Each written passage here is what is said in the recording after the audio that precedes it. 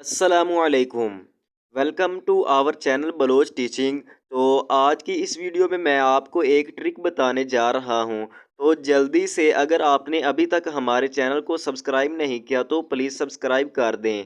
तो ये फंक्शन जो है ना, ये ट्रिक सिर्फ जो है ना जेबी व्हाट्सएप में इस्तेमाल हो सकता है। अगर आपके पास जेबी व्हाट्सएप नहीं है तो इसका लिंक आपको डिस्क्रिप्शन में मिल जाएगा, वहाँ से डाउनलोड कर लें।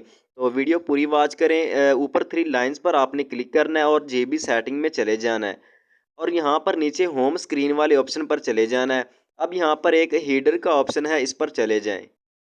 अब यहाँ पर आपने नीचे ये जो लिखा हुआ है सेट माई नेम, ऊपर पहले देख लें यहाँ पर जीबी व्हाट्सएप लिखा हुआ है। अब जैसे ही हमने यहाँ पर क्लिक किया जीबी सेट माई नेम, तो ऊपर मैंने जो नेम लिखा हुआ है वो यहाँ पर ऐड हो चुका है। यहाँ पर पीछे भी आप होम स्क्रीन पर देख सकते हैं। अब यहाँ पर मेरा जो है ना नाम ऐड हो चुका है। अगर आपको आज की वीडियो पसंद आई हो तो इसको लाइक कर दें, शेयर कर दें।